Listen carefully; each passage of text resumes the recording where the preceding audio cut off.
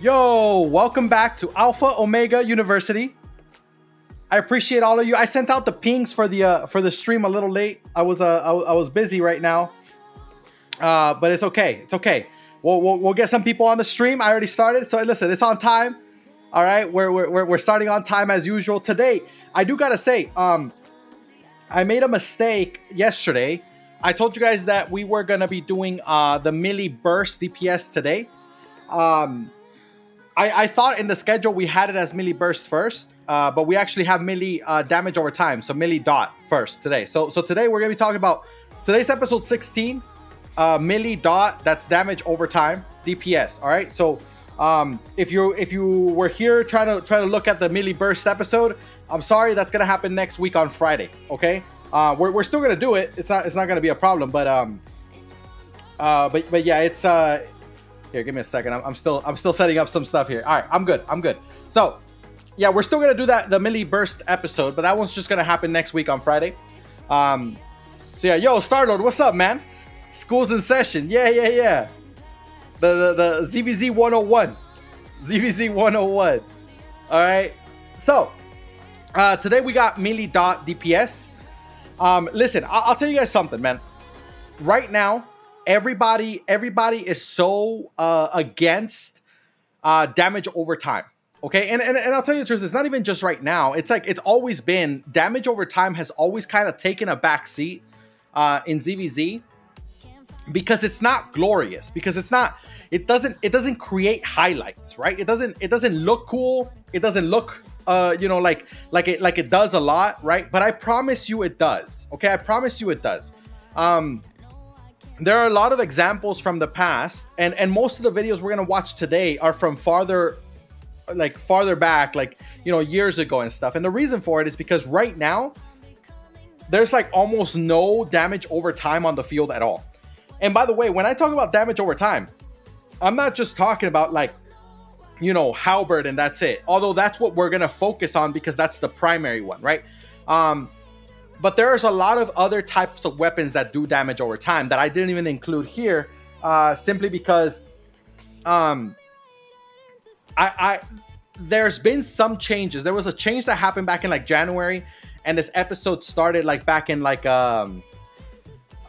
episode I wrote it back in December, right? So I didn't include, they made a change. SBI made a change and added a new W to the swords, right?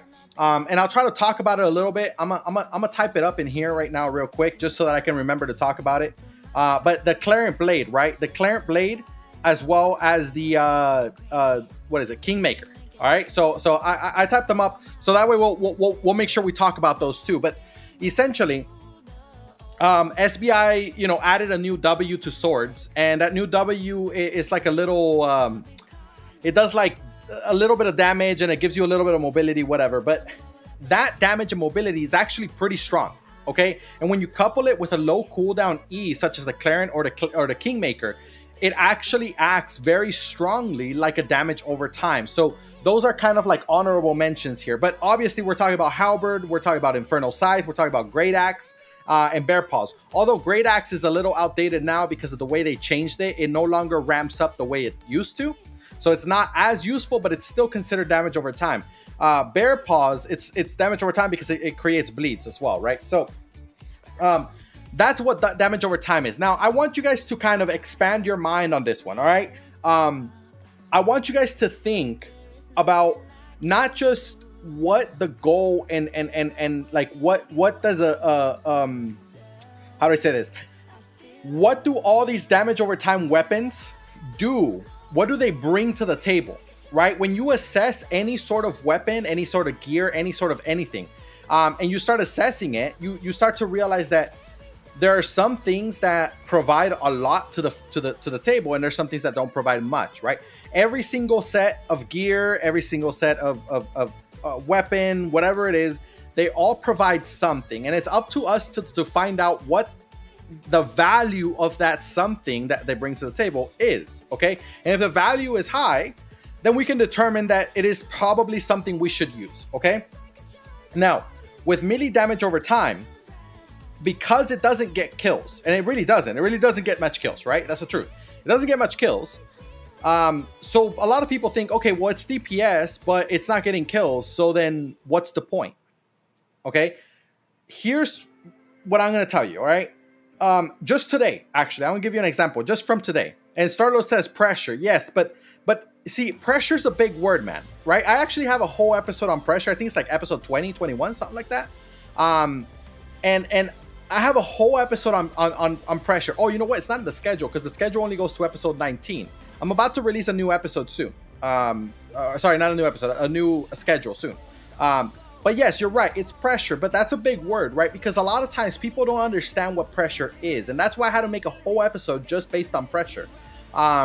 So in a simple terms, in simple basic terms, right? The pressure that damage over time is bringing is cumulative to enemies making mistakes. Okay, that's the goal. So if you apply pressure on the enemy is gonna probably make more mistakes, such as if you apply pressure with soft damage such as the halberd, okay, and you're doing a lot of bleeds and stuff like this, right? This is all outside of the E cooldown. Okay, let's say there's a fallen healer on the other side, an enemy fallen healer. The fallen healer is going to be like, oh, you're doing damage over there to these couple guys. Okay, I got to drop a Q, I got to drop a W on them, right? And just heal them up. And that's great. And that's great. You know, and it's like, oh, okay, yeah, you're doing nothing because I'm just healing them really quick and I'm not worried about it, right? And then the main damage drops and it drops with an E, right? Like the big E drops. And so the fallen looks around, turns around and drops a fallen E on that. And the fallen is like, yeah, you know, I'm being able to heal everything. Qs and Ws, I'm healing over there, the damage from the halberd. And with my E, I'm healing the clumps whenever they actually engage. Well, here's what it's going to cause. It's going to cause that healer to constantly have to look. So think about it. If the clumps that your Zerg is engaging on are to the south, but you as a halberd are putting damage on the north, then what that healer has to do is then walk north, drop a Q and W, and then walk south, drop his E, and then walk north, drop Qs and Ws again, then walk south, right?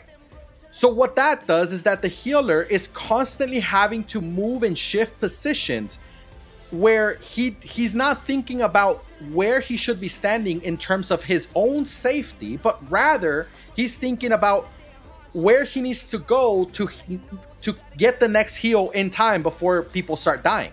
Okay, so then that kind of psychological pressure, right, is what starts to break these healers. On top of that, if the healer is constantly healing, literally non-stop QWE, non-stop, they're going to run out of mana. It doesn't matter if they got chariots and limherscapes and all that. Eventually, they will run out of mana. Okay, and even if they don't, like, let's say they just got full, scholar sandals, limherscape, yo, Comrade Ezra, what's up, man? People happy? I don't I don't have that. You know, I need to look at the emotes, man. I have a lot of space for emotes, but I haven't put a lot of them in. But yeah, I'll look into putting some of the people's in, man. Anyway, so yeah, so it's like all this pressure is building up, and even if the healer has a lot of different things, yo, Syndic, I appreciate you, bro. I appreciate you. So even if the healers have the ability to keep on healing and healing because of the mana, you're still straining them psychologically because they're constantly focusing on where the damage is being landed, right? Think about it. When you're in a CTA, in a ZvZ, you're going to go and be like, okay, the enemy engaged. And as a healer, you're like, oh yeah, I'm going to heal right now. Oh, I'm going to do everything I can. I'm going to do everything I can right now to just heal, right? But then after that, the healer's like, oh, all right, we lived. We're good, guys. We lived, right? And then he takes a break. He's like relaxes. He catches his breath, right? And then the next cooldown comes in after 20-25 seconds. The next E cooldown comes in, and they do it all over again, right? But what if instead of the healer being able to just relax, instead the healer is forced to constantly just have to deal with shit the entire fight? What's gonna happen is that healer's gonna make mistakes. They're either A, gonna start letting people die because they're not fast enough in getting heals where they're needed, Or B, he's gonna run out of mana and then everybody's fucked. Or C, he's gonna make mistakes in his positioning, which is gonna cause you guys to be able to catch him off guard and kill him, right? So all of these things are gonna be, or C, right? If his position is garbage, like, or I guess that's D, or his position is absolute garbage, right? And he keeps stepping back because he's worried that he might get clapped, because he sees so much damage happening everywhere, so he keeps stepping back. And if he's stepping back, he's not going to be close enough to the front to heal the front, right? So all these things are pressures, right? They're psychological pressures because of what's actually happening on the field. And this constant psychological pressure is going to break the healers in the opposite side. This is not something we're seeing a lot of today, okay? In fact, I was just watching literally like half an hour ago, right? Like, right before I started getting ready for the stream and everything, I was watching this video. It was a fight. It was a fight somewhere like 2-3 zones southeast of Arthur's Rest.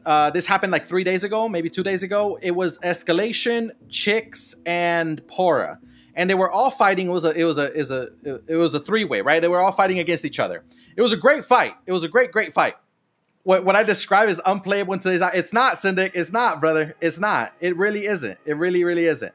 In fact, today's Albion makes it easy, man. It makes it very easy, because you have the melee DPS that literally walk into you. Okay, so like let me like finish what I'm saying, right, about the video I was literally watching, right? So this fight was between Escalation, Pora, and Chicks, and what they're doing.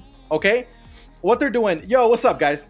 So what they're doing is they're fighting like in the south corner of some map, like it's like 2-3 zones away from Arthur's Rest, southeast of Arthur's Rest, and basically Escalation and Pora are fighting nonstop into each other. There's no established front line. They're literally inside of each other the entire time. Okay, they're literally inside of each other the entire time. I will show you guys the video right now, just like little clips of it, but I haven't looked for any TOS words on it, and I know there's TOS words because Del Negro was calling, right? So I can't show it right now, but essentially all these guys are inside of each other, and they're constantly just waiting for the next cooldown. And the next cooldown happens, and the caller's like, yeah, hit them northeast, first party hit them northeast, and then they do, and then 5 seconds later, the rest of everybody hit them west, and okay, cool. And if you look at all the time that these guys are inside of each other, they're just trading blow after blow after blow after blow.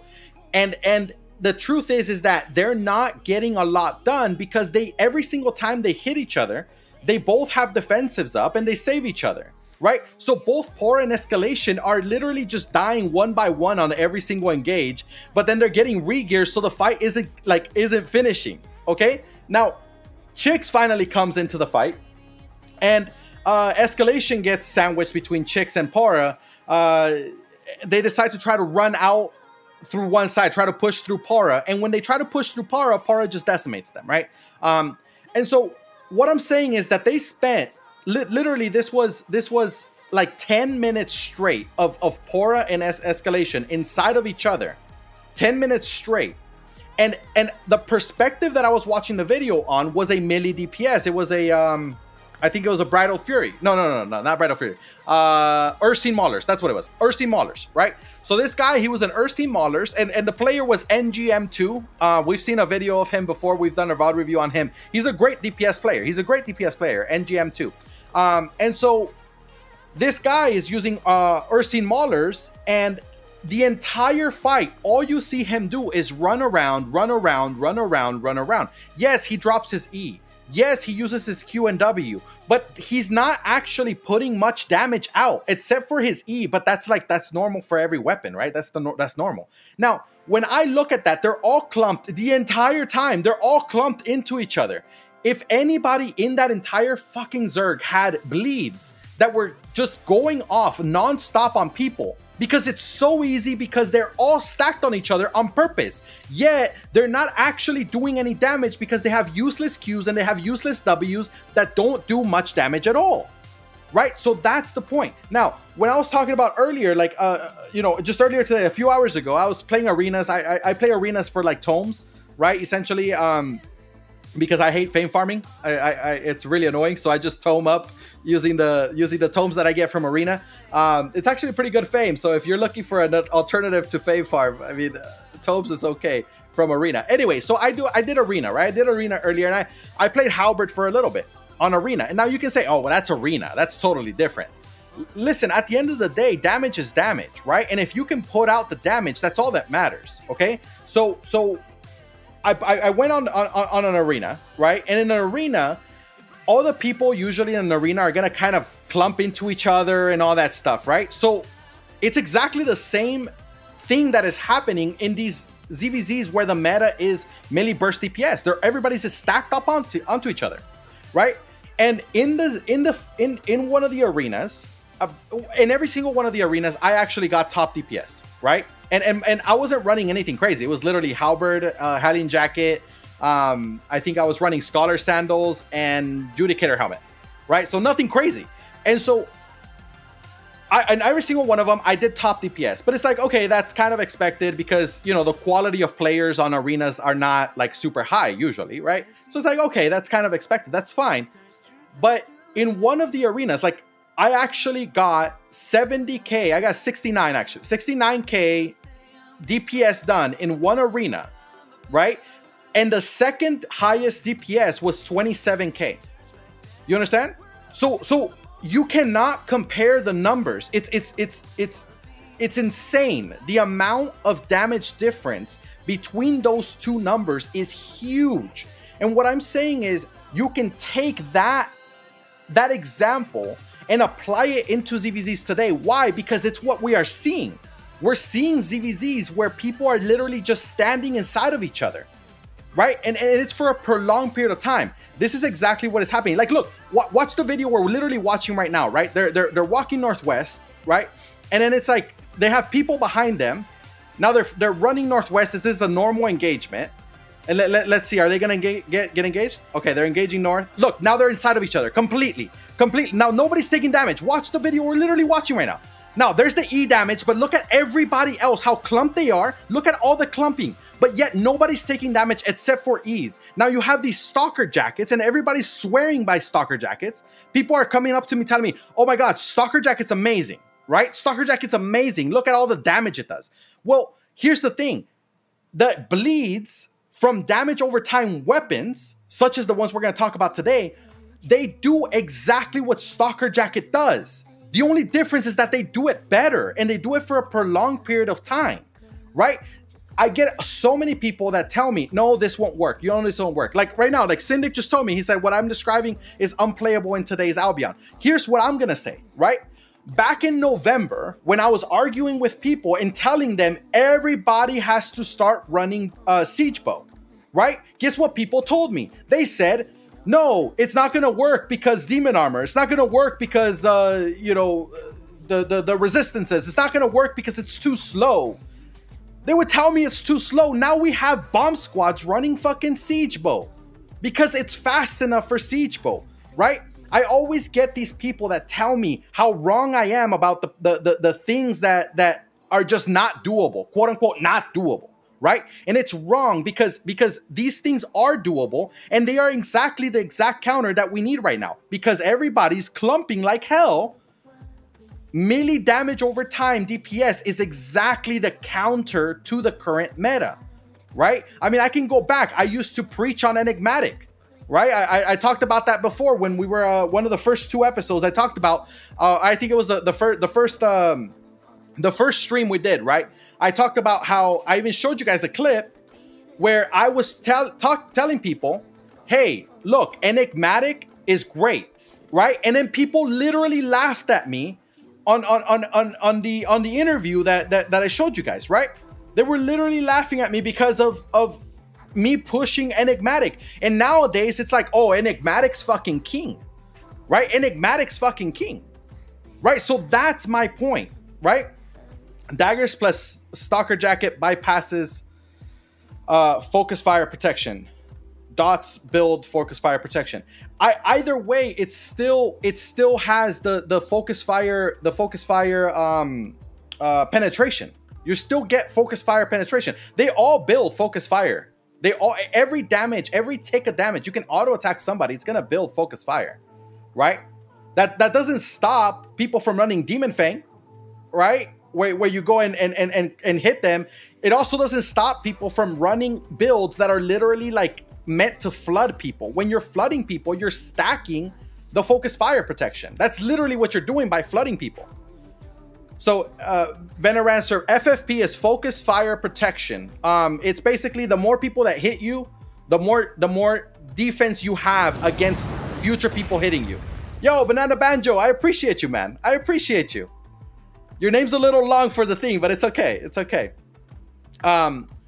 Daggers bypass it by 75, 60%. No, Demon Fang is only 50. Demon Fang is only 50. It was 75, but they got changed. It got changed. In certain axes, like Halberd is 50. So it's basically the same.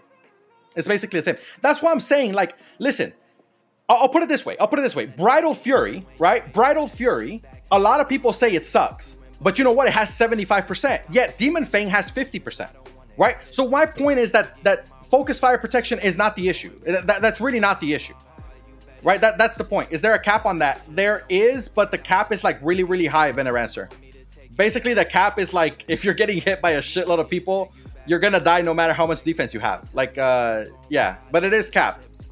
I think it's like 20 people, something like that. We looked at that. So Venerancer, if you wanna learn more about focus fire protection, escalation damage, that kind of stuff, like the technicals, right?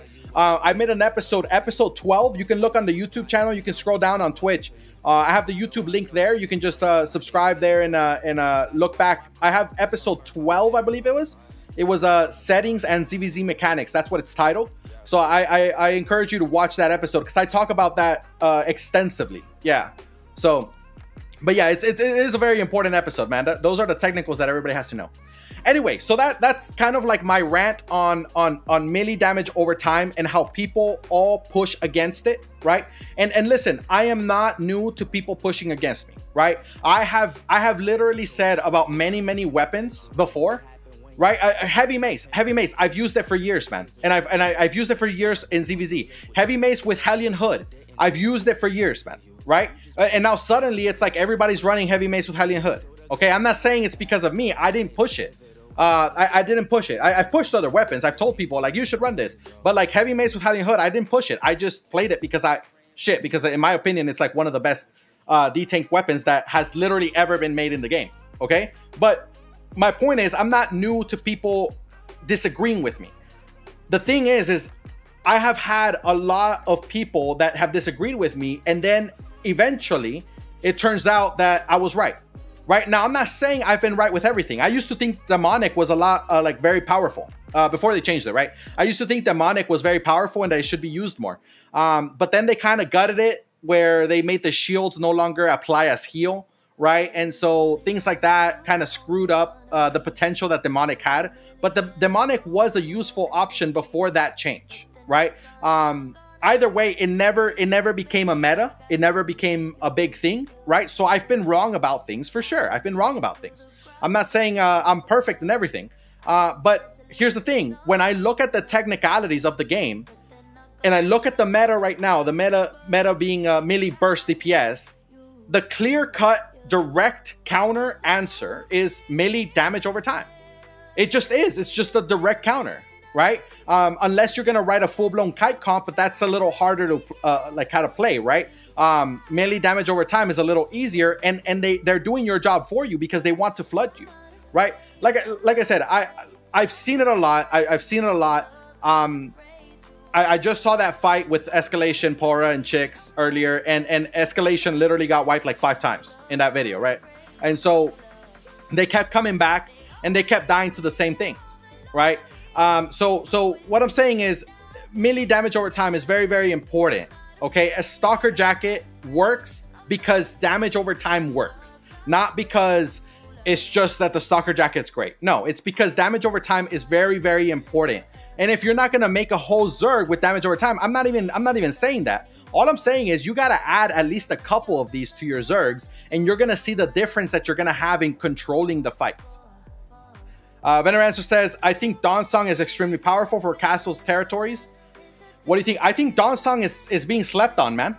I think Donsong is being slept on. I think Donsong is very, very strong. The only thing is that you can't run Donsong too much, right? Because its utility comes from its E, and the E is not going to stack. So essentially, I would treat the Donsong as a support DPS where you only run 1 or 2 in the Zerg. But I think it's very important, especially like you said, Castle's territories. But if you're running a range composition in open world, I'd still say Donsong is strong. But if you're running a melee composition in open world, then no, don't bring a Donsong. There's no reason to do that, right? But yes, in territory and castle, absolutely, it's very, very powerful. All right, let's get on with it because we got a lot to cover. So, like I said on this series before, right? The structure of the series is simple. The first half of the stream today is gonna be dealing with like the gear and the different options, the different Q, W, E's, things like that. Of the weapons that we're going to be talking about, and then after that I'm gonna give you guys some tips on how to play a damage over time melee DPS weapon. And then after that, we're going to look at some videos of these weapons. We're going to look at videos for Halberd, Infernal Scythe, and Great Axe. All right, we got 2 for Halberd, 1 for Infernal Scythe, and 2 for Great Axe. The 2 videos for Halberd are going to be from a guy that used to play Halberd a lot. His name was Joey. He was in Blue Army for a while, and basically, like this guy was incredible with the Halberd, right?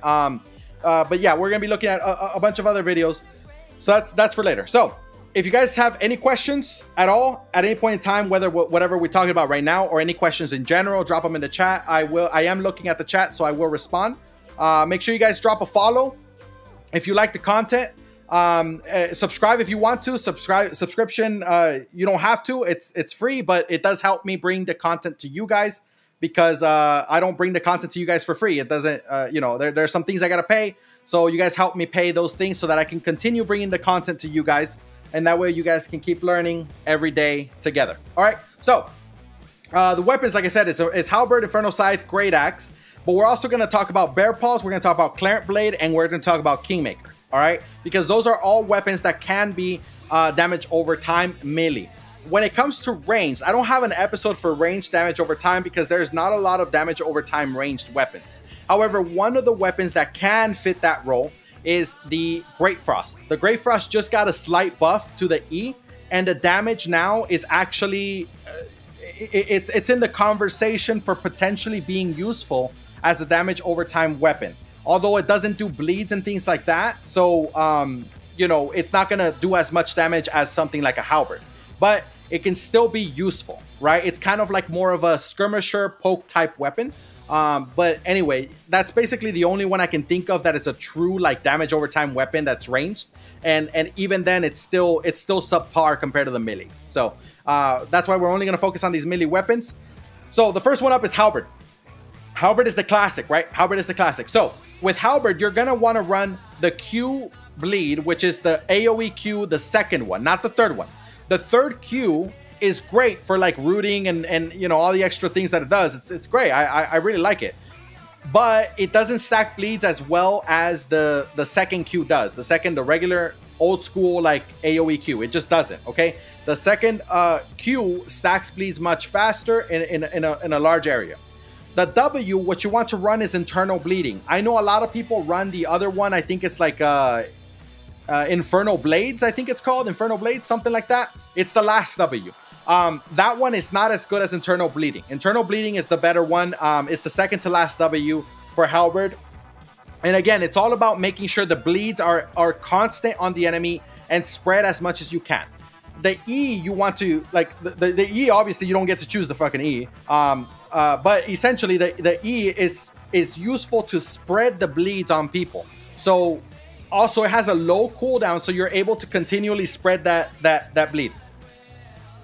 Internal bleeding doesn't stack, unfortunately. It doesn't stack, but the thing about in general, right? So like I said, you won't be running, generally speaking, when we're talking about realistically, right? You're not going to be running a Zerg with a lot of these weapons, right?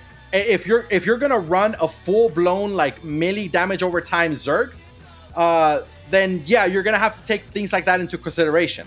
But in general, most Zergs, I only expect maybe people to start dropping 1 or 2 of these in the entire Zerg. So the stacking is not going to be as big a factor. But you're right, the more you have of them, the more you got to be wary of that. Venerator said, internal bleeding is actually crazy damage. It's really underused. Yeah, it's very strong. But the reason it's underused is because people are not playing damage over time. That's the difference, right? People right now that run axes, such as like the Ava axe and things like that, people run those. Yeah, people definitely run those. But the thing is that they're not running those for damage over time. They're running those for like clapping or support style type things, right? So running internal bleeding doesn't make sense if you're running something for like the clap type of thing, right? There are better options on the W. So, but if you're running damage over time, you want internal bleeding. Like Syndic says, it doesn't stack, so you can use the I always forget what it's called, man. The whatever the last W is. All right, the infernal. No, I forgot whatever it's called. The last W. All right. But yeah, so the E on the halberd is very, very strong because the AoE is pretty large. I think it's like 7 or 8 meters, right? And that's huge because that will spread the bleeds on everybody. Raging Blades. There you go. Thank you. Thank you. Raging Blades. Thank you, Sardo. So yeah. So the E is very strong because you get to spread it on everybody as much as possible. But on top of that, it has a very low cooldown. So you have a 15-second cooldown that you're constantly using, right? Or is it 20 seconds? I can't remember. Anyway, it's low. It's low. I'm pretty sure it's 15. So it's low cooldown that you're constantly being able to spread the bleeds. Yeah, it is 15. So you're constantly able to spread the bleeds onto people as long as you keep one person. Yeah, it is 15. It is 15. So as long as you have one person on 3 stacks, right? Then all you have to do is whenever your E is back up, you walk up, you use your E, and then you pop everybody with that triple bleed on everybody around you. Now, on top of that, the triple bleed, right? The full stack, the 3 stacks, it's very strong because when you have somebody fully stacked, they actually are reduced 12% in their healing received. Okay, that is very, very important. A lot of people don't know about that little addition to the bleeds, right? Now you can say, oh well, 12%, that's not much. Well, okay, you're right, it's not a lot, but I want you to think about this. If your goal is already to apply pressure onto the enemy, right, onto the enemy healers, and then on top of it you're making it harder for them to heal the guys that you're making bleed, then you're constantly going to make sure that they're working even harder. It literally means that they're gonna have to work 12% harder, okay? Now, I know that the heals are probably gonna be better and all that, but if you're spreading the bleeds appropriately, no matter what, you're forcing the healer to constantly have to heal that one spot, okay? You're forcing them to look there and not be prepared for other things that are happening, right? So that's the point. So 12% healing received is actually pretty decent, especially when the E is gonna spread it to everybody. If one person already has 3 stacks, you pop your E, it spreads it to everybody. Now everybody gets 12% less healing received. The Infernal Scythe, you're gonna use the same Q and W, right? I mean, generally speaking, you're gonna use the same Q and W.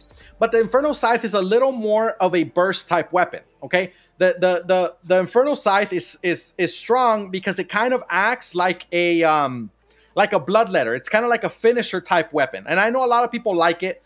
Personally, I don't think it's amazing, right? I think that if you're just going to go for a kind of like a finisher, then I think you're better off with just running bloodletter. But it's not bad because you are doing both, right? Think about this. The bloodletter only executes. And then aside from the execute, what are you running on your Q? You're running some mobility on your Q.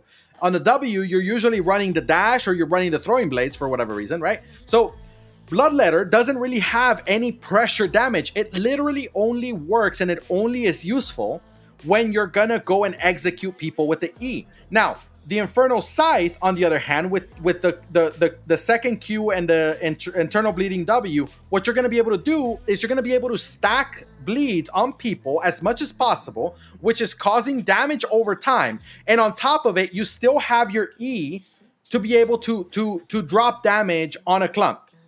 Bloodletter E is broken OP. Yeah, it's actually broken like bugged broken. If you continually hit enough people, you can refresh your cooldown. Yeah. It's not supposed to do that. It's not supposed to fully refresh it, but it is. I don't know how long SPI is gonna leave it alone, but I'm pretty sure they're gonna fix it eventually. I got another message here. Venerancer says, shouldn't you want to have Q3 on Halberd? No, you get 3 stacks fast before you spread it with the E. So the thing about it is the AoE of the second Q is much better. Okay, it's just much better. And so what you want to do, you don't necessarily want to depend only on the E. Remember, you want to get bleeds on as many people as possible, as much time as possible, right? So to be able to do that, you don't want to just stack one person and only that one person and then try to clap everybody, because what happens is that one person pops a sprint and runs away from you.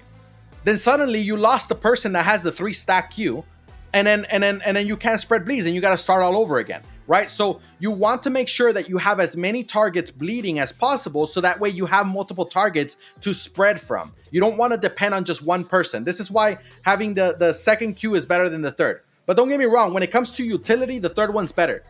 But DPS, like pure DPS, definitely the second one. All right, so yeah, the Infernal Scythe is strong because it does provide that burst, right? So if you're kind of looking for something in between where it's still like you're still technically clapping, right? But you're kind of adding a little bit of damage over time, then the Infernal Scythe might be a decent option there. The only problem is you're gonna have to wait till the enemy gets low enough before you hit them. With the third Q, he gets rooted, so he can't really sprint out. Of course, it also wouldn't just be one person, says the CVZ. Yeah, but it's smaller. That's the problem. It's smaller, right? And it's the third one is root, right? The third one is a root. And you're not always going to... You're limiting the bleeds a lot by using the third Q. Listen, I'm not saying the third Q is bad. I'm not saying the third Q is bad. Like, don't get me wrong. I'm not saying the third Q is bad. But the second Q is just much better because it's much larger, right? Yeah, like exactly what Starlord was saying. Third Q is only a cone. It's not a circle, right? Circle is much bigger. And also, not only is it a cone, but I'm pretty sure the actual radius of that cone, like the distance of that cone, I should say, is actually less than the radius of the second Q. The second Q is just much better, much better. Like you cannot run the damage over time that I'm telling you to like kind of work with the third. I mean, you can try it if you prefer it. I mean, try it, but I promise you, you're not going to be doing as much bleeds as you could be doing. All right, the next one is going to be Great Axe, and I already told you they kind of nerfed Great Axe to the point where it's not very viable for this anymore.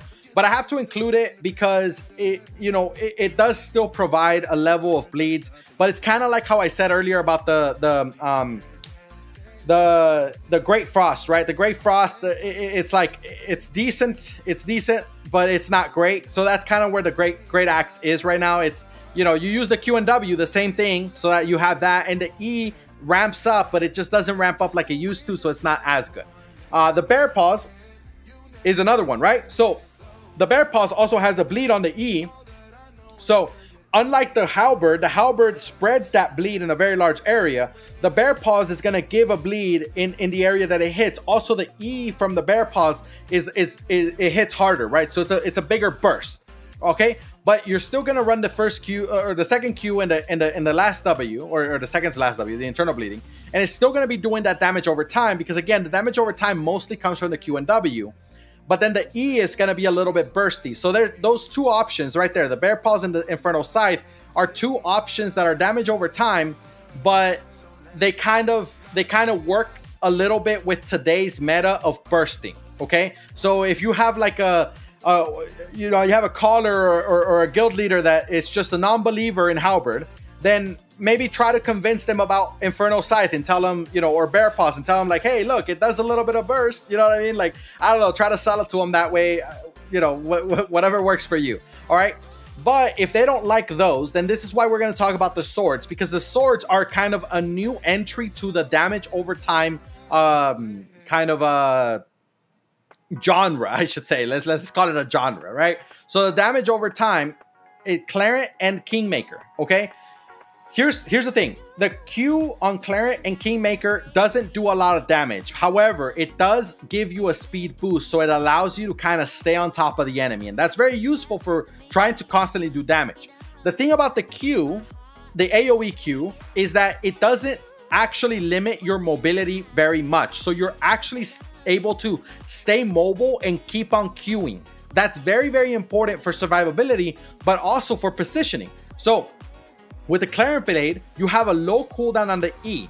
And so when you stack it up, the low cooldown, you drop that low cooldown, as long as you're using the E on cooldown, not waiting for the caller to call the engage, but just literally dropping on cooldown on as many people as you can. And that E is actually really, really long. So you're gonna usually hit a lot of people, okay? And sometimes it can do quite a bit of damage if you hit it very well.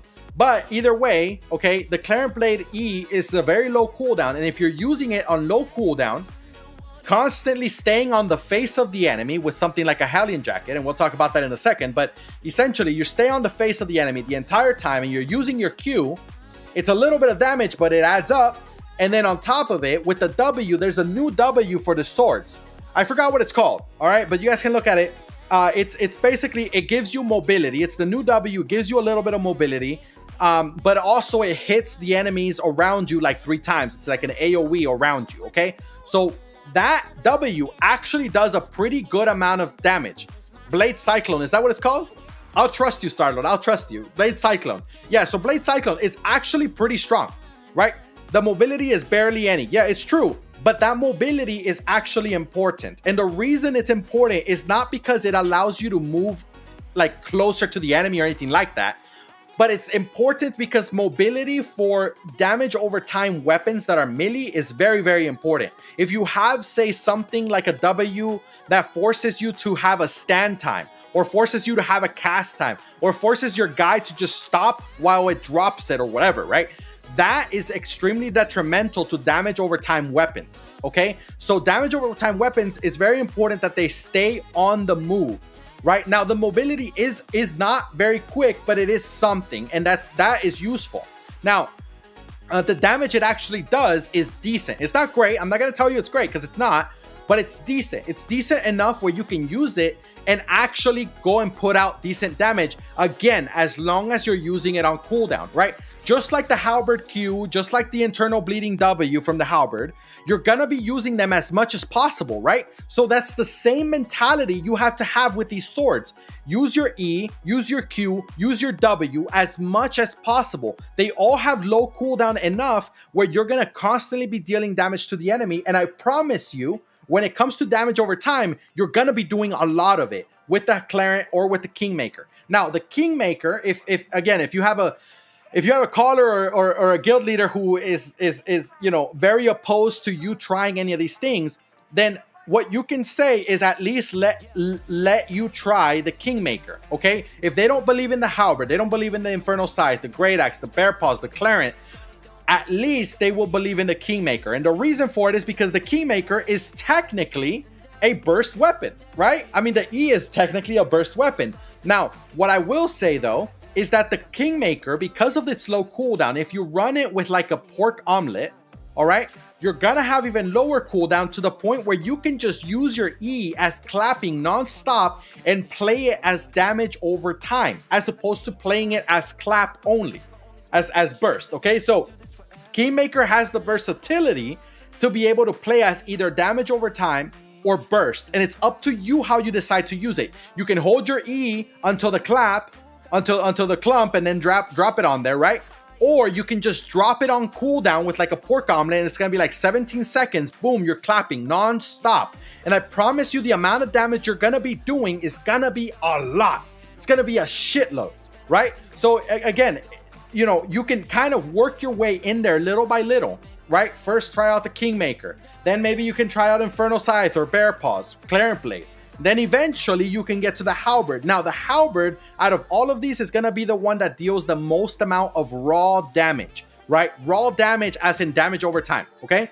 However, it's the one that has the least amount of clap damage, okay? So Halberd is basically you went full damage over time. Kingmaker is like you're literally like right there. You're on that gray area between damage over time and burst, right? So that's what I kind of want to show you guys, is that it's not so clear cut like that weapon is damage over time and that weapon is burst, right? There's a little bit of wiggle room and kind of a, you know, like an area where you can kind of go either way. Now, at this point, I know some of you guys are probably thinking, oh, well, you know what? The majority of the gauntlets are like 20-second cooldown. Like, or Demon Fang. Demon Fang's a 20-second cooldown. That means Demon Fang is damage over time. It's not. It's not. And remember, I told you guys this at the beginning. The Q and the W don't do a lot of damage over time. And most of the damage over time that you're going to put out is going to have to come from the Q and W. And daggers, all daggers, they don't have a good Q and W for damage over time. They just don't have that option, right? So even though their E has a 20-second cooldown, it doesn't matter, right? Because it's not going to be doing damage over time. This is why we're seeing so many fights like the one I told you guys about earlier with Escalation Pour and Chicks, right? I explained it to you guys. We have a lot of fights like that where they're inside of each other, but they're not actually doing damage outside of the clap. Nobody's doing any damage outside of the clap, right? Or like Van Ransom said, the Stalker Jacket. It's like they only do damage outside of the clap with the Stalker Jacket, but with the Stalker Jacket, then they lose the survivability of a Hellion Jacket, things like that. All right, so the Stalker Jacket is there for DoT daggers. Yeah, that's exactly why they're running it. That's exactly why they're running it. Don't get me wrong, Stalker Jacket is strong. It does do good damage, okay? But the point is that they are using a Stalker Jacket because they know how important damage over time is. And they also know that their Q and W is useless for it.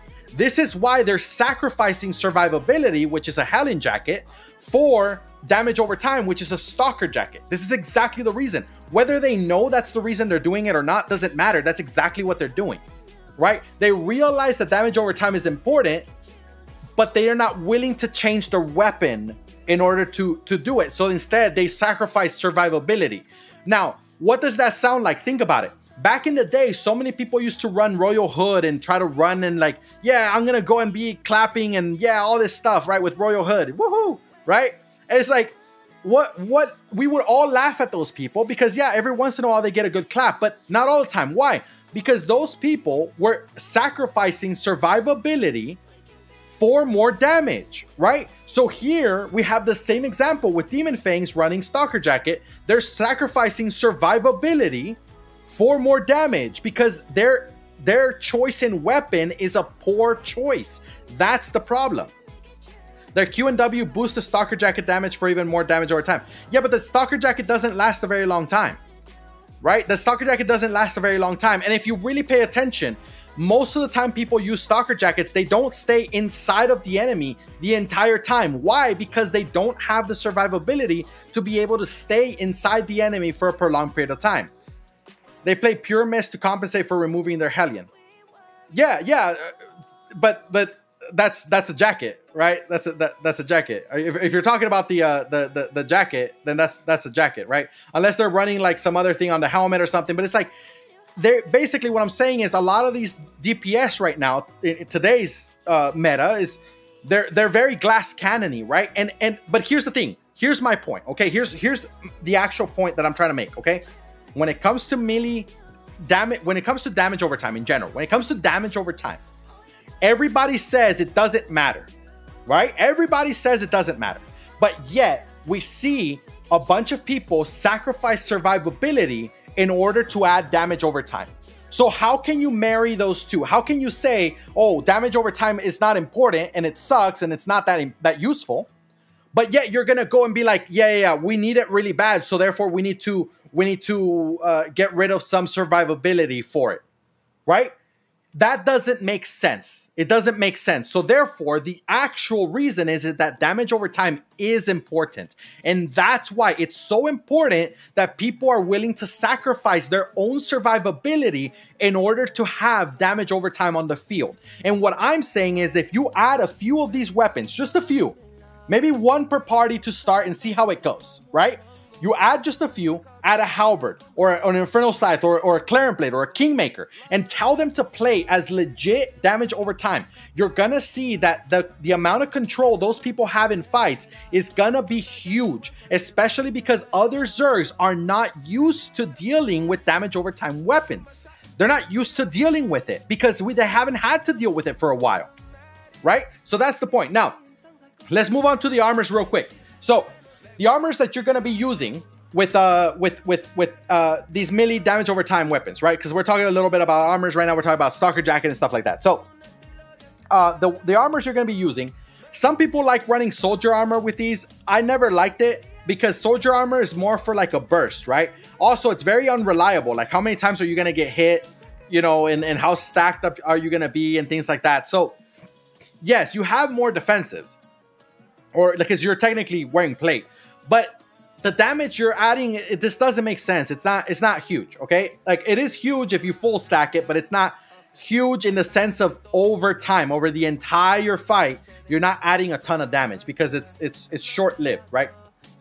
The other one that is definitely used a lot is Hellion, right? And that's what I was telling you guys, is the Hellion jacket. Why do you need the Hellion jacket for damage over time weapons? Because the Hellion jacket provides you survivability, right? So with the Hellion jacket, you're able to stay alive longer. Now, why is that important for you specifically as a damage over time DPS? Well, because damage over time DPS, you need to be inside the enemy as long as possible. Okay, so now give me a second here. I gotta drink some water.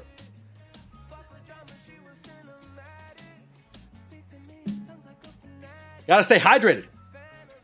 All right, so with the Hellion jacket, you're gonna have to survive as long as possible because you gotta stay inside of the enemy as long as possible. Because the longer you stay inside the enemy, the longer you're dropping Qs, the longer you're dropping Ws, the longer you're stacking bleeds on the enemy, the more damage you're putting out. So therefore, the longer you can stay inside of the enemy, the more damage you're gonna be doing, meaning the more of your job you're gonna be doing right. So Hellion jacket is very important. Now, Stalker jacket is another one that you can use. We were talking about it right now.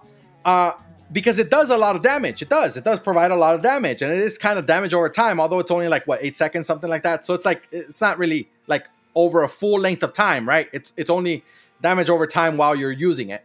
However, it's still pretty strong, and some people have used it in the past. However, you won't have the survivability. So if you don't have the survivability, how are you going to stay inside the enemy for a prolonged period of time? The answer is you won't be able to, okay? You're relying a lot on your healers, your supports, all of that. But essentially, you're not going to be able to survive as much as a Hellion jacket could. There are people that used Spectre jacket at some point before, because Spectre jacket was broken as hell, but it's not broken anymore. They nerfed it to the ground, and it's basically not playable. Even though it looks good, even though it sounds good, it's not very good because it caps off, I think, at five persons. I think you can only hit 5 people with it. So if they up the Spectre jacket up to like 10 people damage, then maybe we can start seeing it coming back a little bit. But 5, that's not worth it because you're also burning yourself. So again, you're not, you got to stay inside the enemy, but you're literally doing damage to yourself. So for the helmets and boots, now here's one very important thing to note. Damage over time means that you're doing constant Qs, Ws, and Es, right? Which means that you're using a shitload of mana, okay? This means that you're gonna need to figure out how to not use as much mana, or basically how to like get more mana while you're fighting, okay? So some of the options for mana specifically, are Scholar Sandals, okay? That to me is the go-to. With a Scholar Sandals, you get enough mana regeneration. As long as you're using the entire channel, you're gonna be okay, but you're still gonna be a little bit below what you need. But you can kind of figure it out. Maybe you can even run energetic on your weapon and get some mana like that, a little bit extra. But I don't know. The other passives are pretty strong, so you're kind of missing out on some other things. So that is one of the things that you can do. Scholar Sandals. There's another one, is the Scholar Cowl. I believe it's the Scholar Cowl. I may be wrong. Whatever. The cloth helmet that gives you resistances, and every time you get hit, you get mana from them. I think it is the Scholar Cowl. So that one is also good. The problem with it, yeah, Scholar Cowl. Thank you. So that one's also very good, right? The only problem with Scholar Cowl is that it's not extremely reliable, because if you don't actually get hit, then you're kind of screwed, right? You're kind of screwed. But you can run both. I mean, you can run Scholar Cowl and Scholar Sandals, and you're definitely going to have enough mana that way, right? So you're not going to run out of mana. if you run it that way. The only problem is that then you won't have a spot for something like a Judicator helmet or a Knight helmet. Now, Judicator helmet is a good one. And the reason is because you're constantly going to be inside of the enemy, right? Now, if you're going to be constantly inside the enemy, then using a Judicator helmet can give you breathing room, especially if they're going to go and try to collapse on you and try to like kill you. Then you use your Judicator helmet, stun all of them for 1 second, and it gives you that 1 second just to try to like run away from them, all right? Gives you a little bit of distance. It helps out in that way, but also because if you see the enemy's about to engage or something, you can use the Judicator helmet as kind of a disengage, right? To make sure that you're kind of helping in that aspect. So bringing a little utility, but also safety. Now, another one that you can also use is a Hellion Hood. Hellion Hood, the reason it's going to be good for you in this aspect as a damage over time, obviously you're inside the enemy, but it's not because you want to use it as a, like how D-Tanks use it, where D-Tanks go and like they're trying to stop the enemy from engaging, so they pop a Hellion Hood inside of the enemy. No, not necessarily for that. The reason Hellion Hood would be good is because it gives you a invisibility, right? So if you're inside the enemy and the enemy is trying to target you and trying to kill you, pop your Hellion Hood, and while you're inside the Hellion Hood range, you're gonna be invisible. So hopefully, while you're invisible, they can fuck off and go somewhere else, or you can just run out the other way of the cloud where they can't see you, and hopefully that gives you some ability to run away from them, right? So it's not necessarily to kind of disrupt the enemy, although it could be used that way, but it's more for a defensive to try to make sure that they don't just collapse on you all the time. Okay, now while you're inside the Hellion Hood, you're not going to be able to be using your bleeds and W's and all that. But I mean, that's why it's a survivability. It's not, it's not for dealing damage. Now some people like to run Spectre Hood. Okay, now the Spectre Hood is good because it can reset the chest, right? The chest piece. So what you're going to do with the Spectre Hood is you're resetting your Hellion Jacket usually, right? So you'll reset your Hellion Jacket, and then suddenly you have a second Hellion Jacket that allows you to survive even longer, right? Some people prefer that. Right, these are all the good options. It's kind of one of those that you get to play around with it and figure out what's best for you, what works for you. Knight helmet is obviously good because it helps you with, not getting fucking stuck by like knockbacks and all that while you're trying to stay inside the enemy. The enemy's gonna like try to knock you back or stop you with like wind walls and shit like that, fire walls maybe if they're running fires. So Knight helmet is useful for that, but because people are not really running walls right now as much as they used to, you won't need it as much. So Knight helmet is not as important today as it used to be. If people start running more of firewalls and wind walls, then yeah, you're gonna probably want to switch into Knight helmet. Other boots you can use is also Graveguard boots, right? Because Graveguard boots, you don't need a full-blown sprint. Okay, in Graveguard boots, it's only like 50-55% speed. So you don't need a full-blown sprint. So therefore, with the Graveguard boots, you can just use the Graveguard boots to run in and run out as you want with, being immune to stuns, roots, and slows, and that's going to help you run around the enemy as much as possible, okay? Not only that, if the enemy's trying to kill you, then you just pop your Graveguard boots, you run away, and then you're going to be fine, right? You don't need a full-blown sprint. Why? Because you're not actually going in for a clap, right? That's why you need a sprint. With all the other weapons, all the burst weapons, you need a sprint because you need to sprint to the clump and then drop your clap, right? But with damage over time, you're not going to be sprinting to any claps, right? Like, yeah, if you see a clump, you want to go and drop, some bleeds on that clump. I mean, it's easy bleeds, easy stacks, right? But you don't necessarily, it's not critical for you to actually hit that clump because you're not actually doing damage on burst. You're doing damage over time. So as long as you're staying inside the enemy, that's more important. So Graveguard boots actually makes a lot of sense. Another one is Boots of Valor. Boots of Valor is really good in a similar way to Graveguard boots. However, Boots of Valor, you're gonna have to proc it first, and usually you could proc it. However, like I said, you don't really need the sprint. So Graveguard boots would be more reliable than Boots of Valor for this for damage over time melee weapons. Another one is Mercenary Shoes. Mercenary Shoes is good because Mercenary Shoes allows you to like basically blink away. Okay, and get away when you're stunned, whatever, it doesn't matter. It allows you to break free and get out of whatever. Even if you get our Great Arcane, you can still break free out of it. All right, so Mercenary Shoes is very strong. If you want to use that as your defensive or as your kind of like boot, then that'd be fine. Because again, you don't actually need a sprint. Okay, you don't actually need a sprint. So having a Mercenary Shoes does make sense with melee damage over time DPS. Some people experimented sometimes with Guardian boots for melee damage over time. And again, Guardian Boots, why? Because Guardian Boots give you survivability. It's an extra gig, right? It's an extra Giganify. The thing about Guardian Boots is that it gives you like 25% movement increase. So it's not much, okay? But it gives you that gig, and again, you don't absolutely need like a sprint. You need mobility, you don't need a sprint. And so therefore Guardian Boots could be an option. The only problem is that if the enemy does decide to target you and you don't have any real way of getting out, like if you're running Halberd, like your Q, W, E, they don't give you any mobility. So basically, if the enemy wants you dead, after your gig is done, you're basically dead. Okay, so Guardian Boots could be useful, but it's kind of detrimental, right? You do want to have a little bit of speed, like the Graveguard Boots would give. That's in my opinion, the best two would be Scholar Sandals for the mana, or Graveguard Boots. Mercenary Shoes would also work as well. All right, so that's it for the gear. Now, I'm gonna give you guys a few tips, and then we're gonna go into the VOD review. All right. So for the tips, when you're doing damage over time, you have to think about this. Okay, the more damage you do, the more you are draining the enemy healer's mana.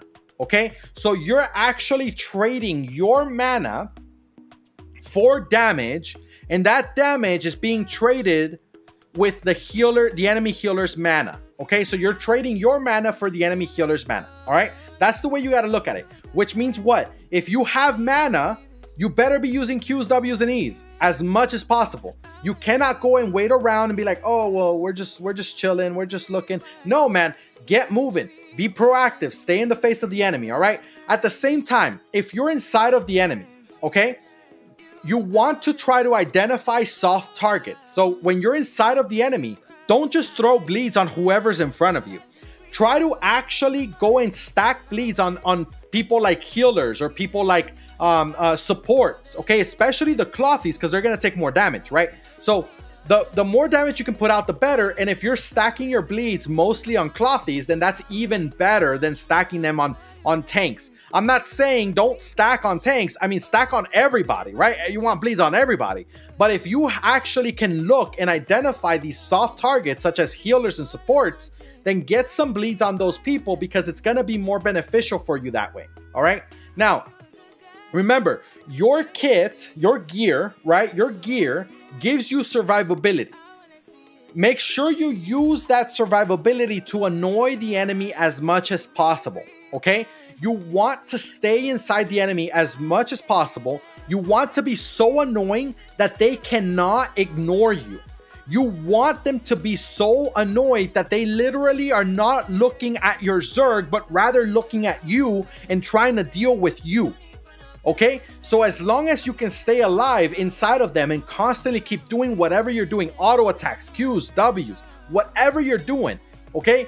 Do it constantly. Do it as much as possible to be annoying, okay? If you're going and stacking bleeds on somebody and somebody starts running away, let them run away. Keep stacking on other people. Don't go and chase one person, because then you're only going to be stacking bleeds on that one person.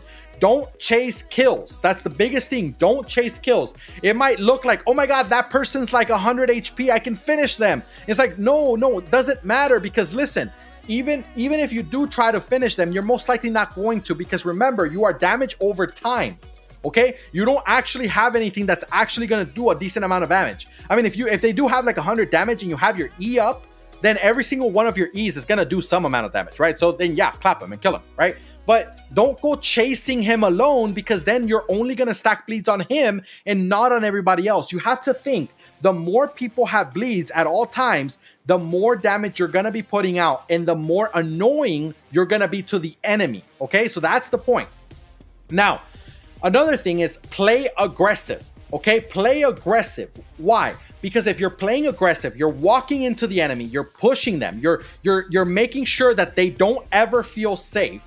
Okay, you're forcing them again to deal with you, but this also means that they're not looking where they need to be. So that means that your Zerg is going and engaging on the enemy right now, but this one healer is so annoyed with you that all they're doing is focusing on you and healing the guys that you're dealing damage on. So instead of that healer healing the clump on time, he's over here wasting his fucking time with you. right? So that's one less healer that was able to help on the clump, on the clap, right? So that allows your Zerg to actually be able to do the kills on the clumps, right? You're just basically splitting the enemy's attention. That's the goal, is to split the enemy's attention. All right. Now, you have to remember, damage over time is not glorious. Okay. Damage over time is not quote unquote cool. Most people are not even going to know you were even in the fight. The people on your side of the fence. Okay. But the people on the other side, the enemies, I promise you that if you did a good job, they're going to be so annoyed with you that your name is going to be etched in their memory. I promise you, okay? Because it's so annoying to deal with these kinds of players that just won't die and constantly do damage to everybody, okay? So remember, you are damage over time, which means what? You are death by 1,000 cuts, okay? Don't try to get one big clap because it's not gonna matter, okay? Just instead, stay alive as long as possible. Deal your damage over a long period of time. If the fight lasts 5 minutes, then you did 5 minutes worth of damage. If the fight lasted 20 minutes, like the fight I was watching with Escalation, right? Earlier, that I explained earlier, that was 24-minute fight. That means for 24 minutes, this motherfucker could have been stacking bleeds, right? That's death by 1,000 cuts, 100%. That's the way you have to look at it. And it's not going to be glorious because you're not going to get the kills. You're not going to get the recognition. People are not going to be like, oh my God, you stacked your bleeds really well. Good job, man. Nobody's going to say that.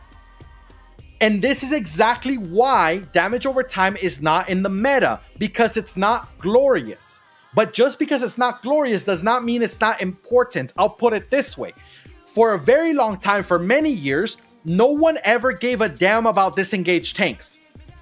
It was all about the damage dealers, the people that got the kills, that's it. And no one cared about the tanks. In fact, no one even cared about healers. Shit, even today, people still don't care too much about healers, right?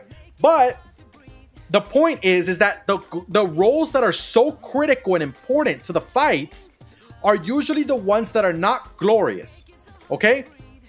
So, again, death by 1,000 cuts, like Starlord says like that. Yeah, that's exactly what it is though, right? That's exactly what it is. Now, here's one more very, very big thing I do got to tell you guys when using damage over time, okay? Drive the bus, okay? You're the bus driver. That means that you get to direct where the bus goes. Now, what is the bus?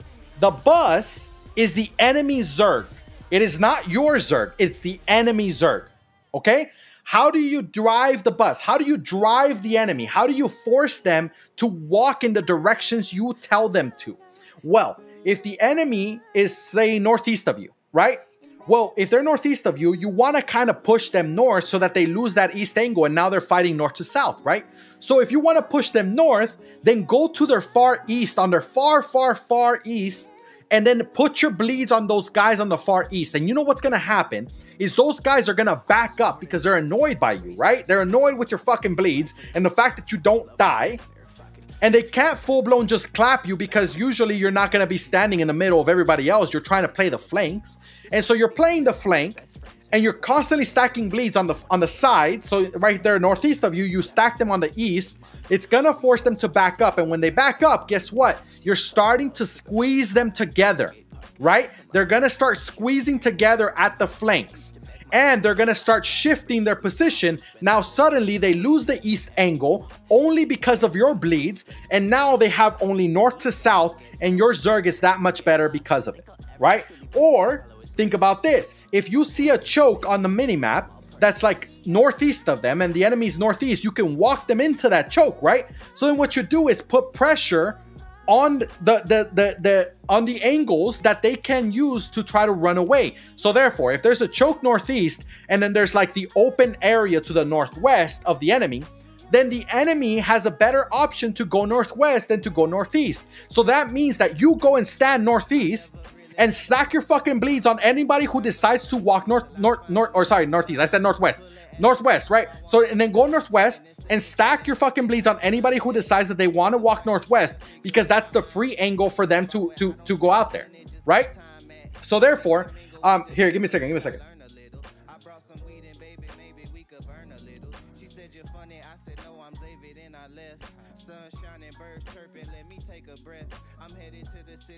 All right, I'm back. Sorry, I got family. I got kids, man. I got kids. They come up to me sometimes. We got to deal with them. Anyway, they're fine. So, essentially, you're cutting off the angles that they could use to be safe, right? So, again, they're going to be safe northwest. So, you stand northwest and you make anybody who decides to go northwest, you make them pay for going northwest. That way, it forces them to slowly make the decision without them even realizing it. They end up making the decision that they're gonna have to go northeast, and northeast is the choke you want them to go, right? That's what I'm talking about, driving the bus. And I promise you, you cannot do this with anything but damage over time unless you're doing it as an entire Zerg as a whole. Like if the caller goes and says engage the northwest side, right? But aside from that, aside from engaging with your entire Zerg, there's no other way of driving the enemy into chokes like this, okay? So it's a very, very important and critical utility to have for your Zerg. So that's it. That's it for the playstyle tips, all right? So now we're gonna look at some videos real quick. We got Halberd, Inferno Scythe, and Great Axe videos. Now, the Great Axe videos, I'm just gonna show you guys real quick because they changed it, so it's completely different. It's not even even that useful anymore. But give me a second here. I'm gonna put it up. And again, if you guys have questions, drop it in the chat right now.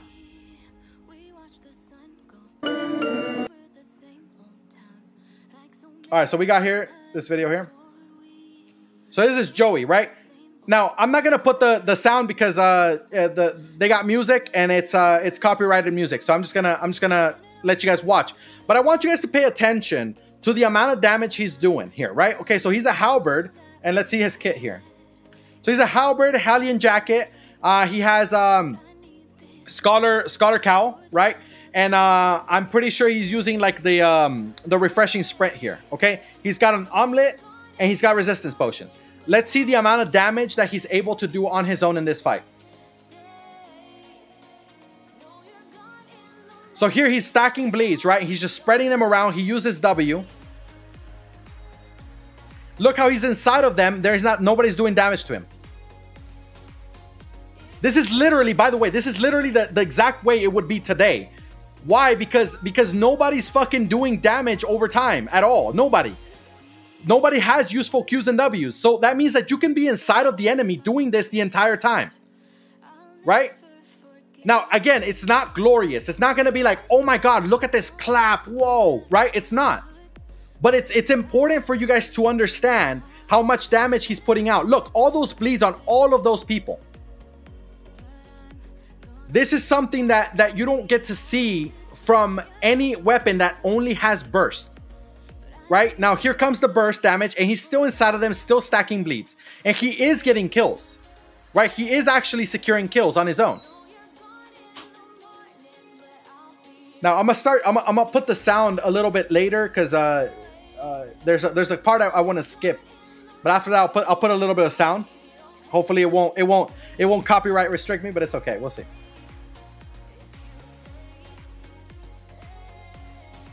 So this is basically the playstyle, right? Again, it's not glorious. It's nothing crazy, but he's inside of them the entire time, right? And I'm gonna play the sound. Actually, can I play the sound for you? Yeah, we're good here. All right.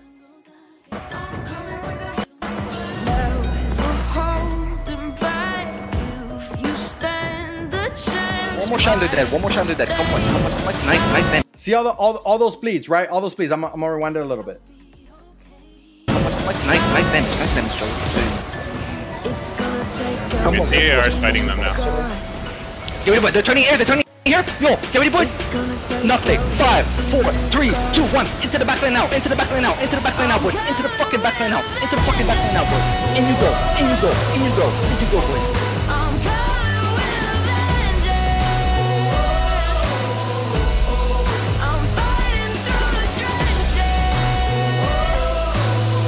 See all that damage, right? And everybody's gonna tell us, everybody's gonna say, I'm gonna let it play while I talk here, but everybody's saying, oh, well, it's not, you can't do that anymore. You can't do that anymore. Well, here's the thing. You can do it even better now, Why? Because everybody stacks all the time, because there's no establishment of front lines like it used to be. All the Zergs nowadays are just fighting inside of each other non-stop, right? So stacking the bleeds are so much easier than it was back in this time. Let me show you another one. And this other one's also going to be with Joey.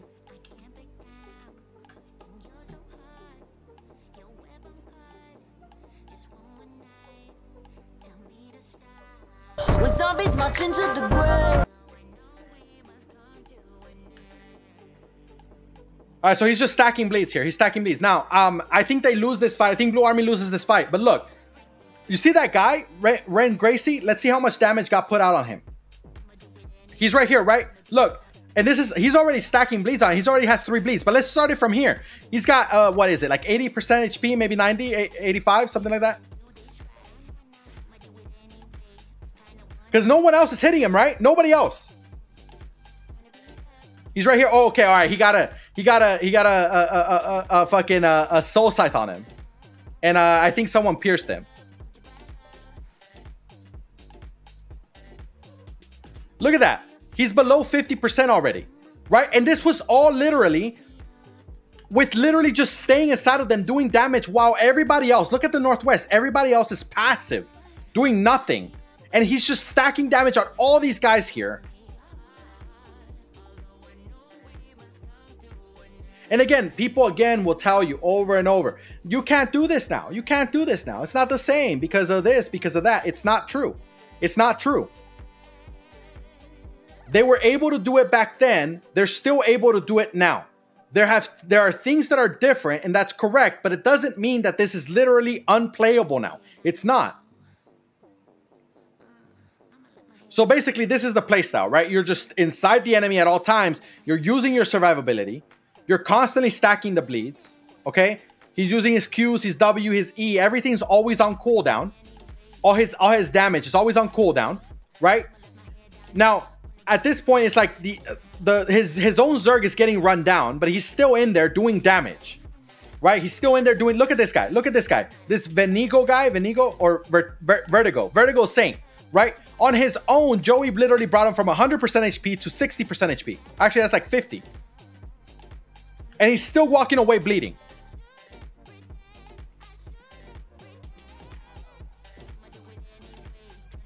Like, what I tell people is that you can't tell me you look at this and tell me you cannot do this in today's ZvZs. There's no way. Because in today's ZvZs, look, I'll put it this way. Look at this. The east side is the enemy, right? The west side is the allies, right? Look at this gap in between. There's clear-cut front lines established, right? In today's ZvZ, you don't have this. In fact, I'm gonna show you guys. I'm gonna put it on a different screen. I'm gonna see if I can pull up that video that I keep telling you guys about. I'm not gonna put it with comms, because then, yeah, we're gonna be screwed. But give me a second here.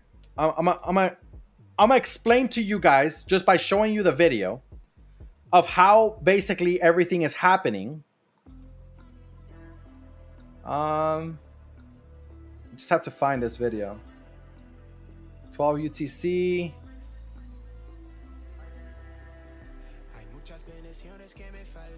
I think I found it. No, that's not it. There it is. Oh no, it's not. If I don't find it quick, then I'm not gonna show it to you guys.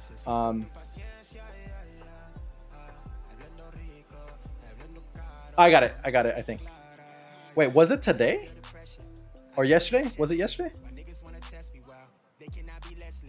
Yeah, it was. Okay, I'll show you guys. All right, so this is the video I keep talking about, right? So they're at the south corner of Driving Cross, okay? I'm just gonna show you guys real quick, like, what I'm talking about when it comes to, like, them being inside of each other.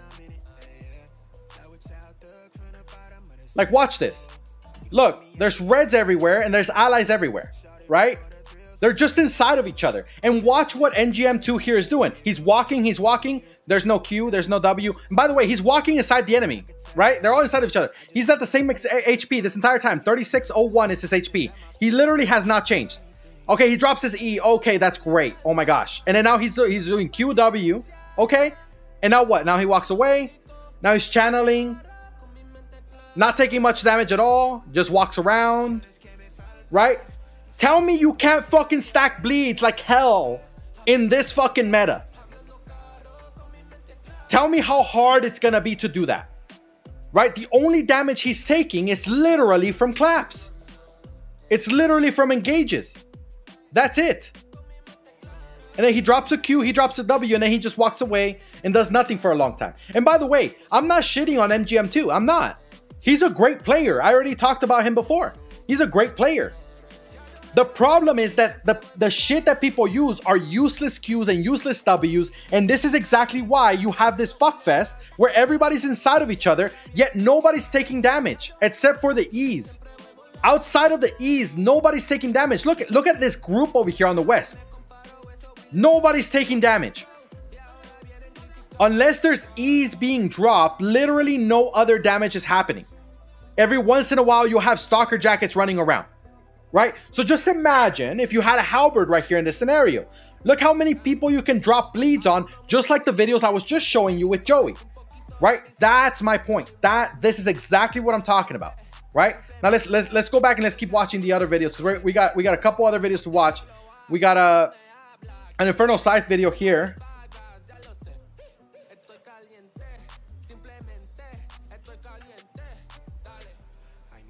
Oh no, he deleted the video, or he made it. Well, I was gonna show you an Infernal Scythe video. I guess I can't.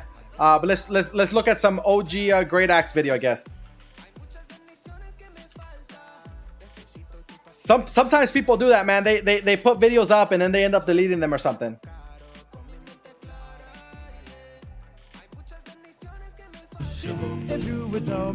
All right, no, I can't do it. So basically, it's the same concept, right? This is what I was explaining. It's the same concept.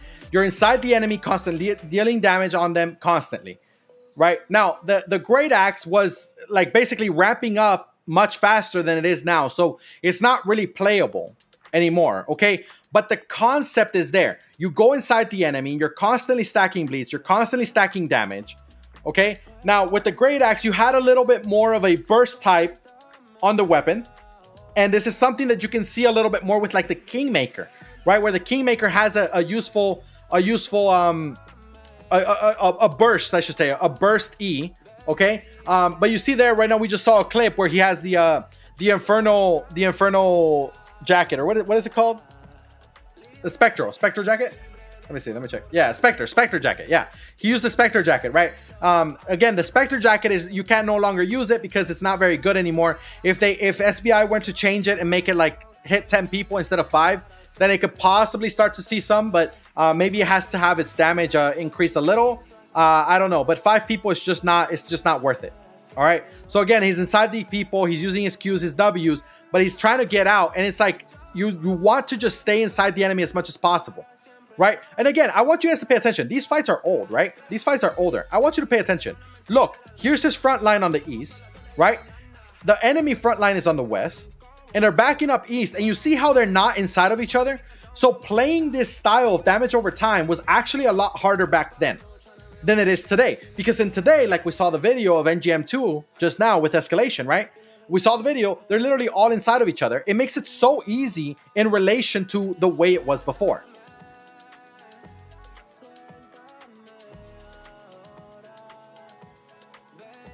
He goes inside of them. He's coming out now. He's playing a little bit more like a burst in a lot of these clips, but essentially this is what you can do with something like like a Kingmaker, right? You go in, you use your clap, and then you kind of stay on the edges, stay on the flanks, use Qs and Ws as much as possible. With that new W for swords, it does pretty good damage, right? So you stay on top of it. Now, again, the Kingmaker will not do as much damage over time as something like a halberd, but it'll do more burst, right? So it's a give and take. You got to choose what you think your Zerg will allow, and you also gotta choose what you think you prefer to play. Either way, what my point is that damage over time is important. No matter how much you use it, whether you have a lot or a little bit, either way it's important, and you need to have it on you at all times.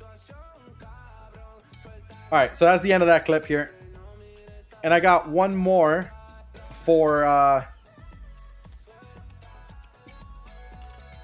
Great Axe here. Now, I know I told you guys it was going to be more of a review, but there's not a lot to review with damage over time, okay? Damage over time, the only real reviews that we're going to have with damage over time is how much time did you spend inside the enemy?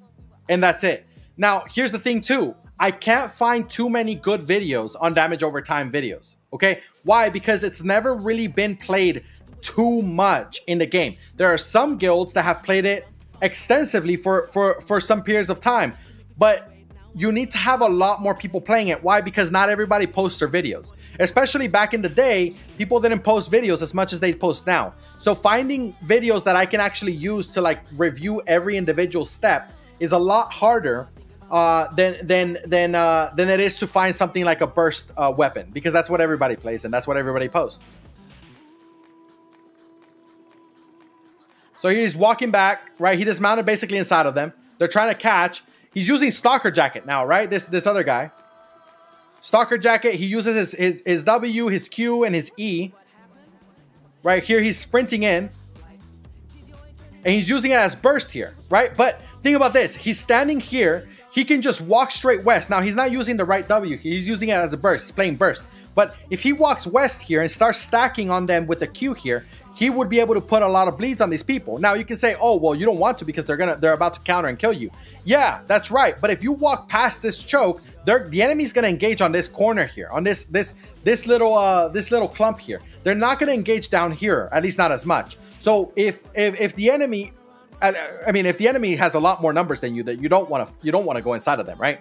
But this is also my point, right? Again, look at the frontline establishment. It's a lot harder to get the Qs and the stacks on enemies back then than it is today. Today, there is no front line. They're just inside of each other.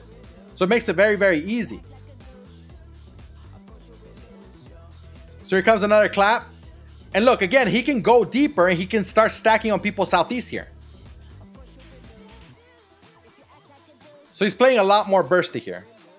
That's what the problem with this guy is. And like I said, I can't find many videos. Like the majority of the videos that I found for damage over time weapons, literally like the high majority, are all like you know, people just playing exactly like this, or they're clips, right? They're clips because like I said, it's not glorious. You're not gonna see, you know, yourself getting tons of kills. You're not gonna see it often. Okay, so most people are only gonna put their video up if it's like a big clap or big kills or big whatever, right? And so that's why our access to that is very limited. But I've already shown you with the videos that Joey had, right, with the halberd and how he was spreading the bleeds and doing a lot of damage that way. I already showed you what the potential is, right? And so that's the point, is that it's not glorious. That's why it's hard to find these videos, but it's doable. And that's the point.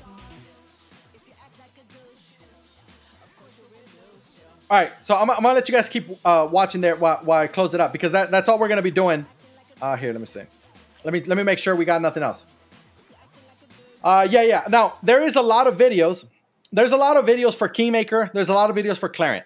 The problem, or actually, there's not a lot for Clarion. Sorry, there's a lot of videos for Kingmaker. However, for Kingmaker, the majority of the videos are being played as burst. Okay, and there's this one guy that we've talked about before. He's a guy that plays in Militant. His name is Lolly.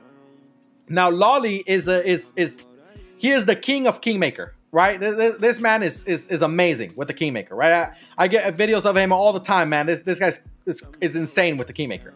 However, he plays like a burst. Okay, so the majority of the time he's just playing burst. So that's why I can't really show you guys too many of those videos, because he's just burst. Okay.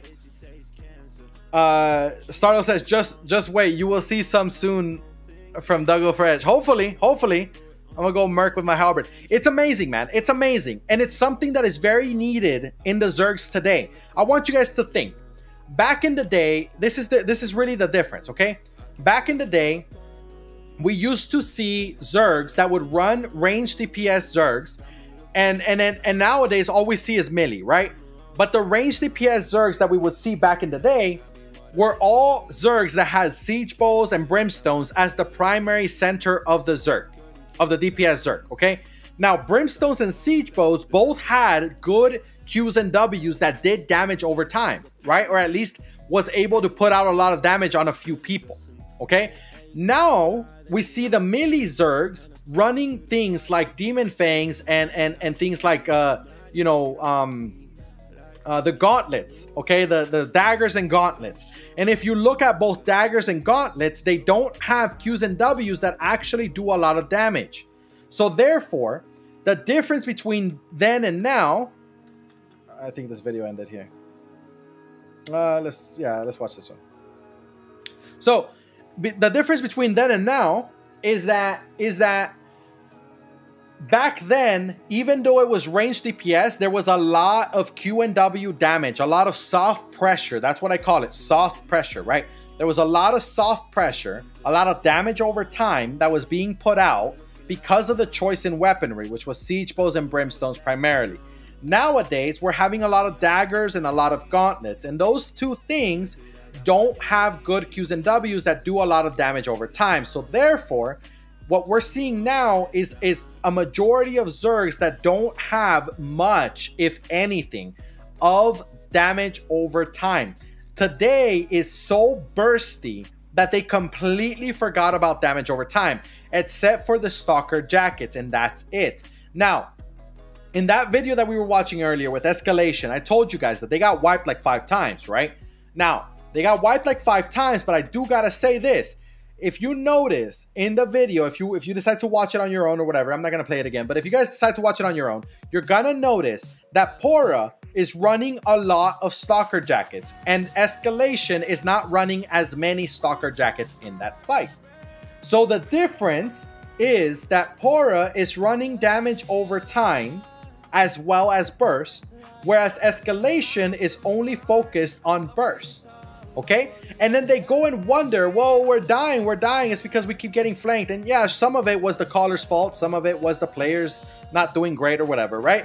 But in generally speaking, if we're only looking at composition, we realize that Pora had a leg up on them because they had both soft pressure, which is damage over time, and they had hard pressure, which is burst damage, right? Whereas Escalation only had that hard damage. Even back in the day when it was brimstones and siege bows, even though they had good Qs and Ws that did damage over time, they still added things like halberds and infernal sights into the compositions because they realized, the Zergs back then realized how important damage over time was. Okay? But nowadays, it's like everybody forgot how important damage over time is, and suddenly nobody is actually giving it any thought. Until suddenly, people are like, oh yeah, we need Stalker jackets, guys. Stalker jackets are important. Well, they're important because damage over time is important. It's just that simple, okay? So, again, if anybody tells you, oh no, damage over time is not important, we need to just go full burst. If anyone tells you that, then you need to ask them, why is it that they believe Stalker jacket is important, okay? Because if they agree that Stalker jacket is important, then they're agreeing to damage over time being important. And if there's like, oh no, if they're gonna go and argue that Stalker jacket is burst, well, the truth is that it's not burst, okay? You're gonna be moving around, the enemy's gonna be moving around, you're not doing burst damage on anybody. You're doing damage over time on multiple people who are coming in and out of your AoE, right? And it's like, oh no, well, I'll chase this one person down. Okay, congratulations. You're gonna do damage over time on one person. It's not a big deal, right? So that's my point, okay? We need to think about the strategies and tactics of the game and the reasons we do things as players critically. We need to stop just looking at metas. We need to stop just looking at what people say and what people tell us is good and strong and whatever, right? We need to actually realize what are the components to a ZvZ, what are the components to a Zerg that actually will benefit us more in general, and what brings utility to the table, right? That's what we got to look at. So anyway, melee damage over time is very, very important, okay? Every Zerg should have a little bit of it. I'm not advocating for a full-blown melee damage over time Zerg. However, I'm not discouraging it, okay? I think it would be very strong. Just like I was right about the siege bow, just like I was right about the enigmatic, right? These things, you know, there are so many people that argued with me, specifically with siege bow. I just know it because I remember it because it was only a few months ago. Okay, so many people argued with me, And people will argue with you as well. They'll tell you damage over time is not good, right? But it's up to you to make the example, and it's up to you to actually show that it does work and that it does help, right? So anyway, any last questions, comments, concerns, you can drop them in the chat. Otherwise, we're going to close it up. I do want to make an announcement on Saturday next week. So exactly 1 week from now, we will not be doing the stream. I know it's on a schedule, but we will not be doing a stream. I have a family event that I need to be at. So we will not be doing a stream that day. Instead, we're going to be doing that episode. That's going to be episode 18. We're going to be doing episode 18 on the Monday after that. So instead of doing VOD review that Monday, we're going to be doing episode 18. I know some of you guys are like, no, I like VOD review. I'm sorry. You know, family is important, right? So you got family events. It is what it is. All right. Any last questions, comments, concerns? Drop them in the chat right now. I'll give you guys a minute because I know sometimes it's delayed. But other than that, we will close it up. The next episode is going to be episode 17, and that one will be Millie Burst DPS. So we kind of shit on Millie Burst DPS right now, but don't worry, we're gonna pick it back up on Friday. All right, we're gonna see the pros and the cons. We talked a lot about the cons of Burst, but there's a lot of pros to it as well. So we'll talk about those options as well. All right, no questions. I appreciate you guys, and I'll see you guys in the next one.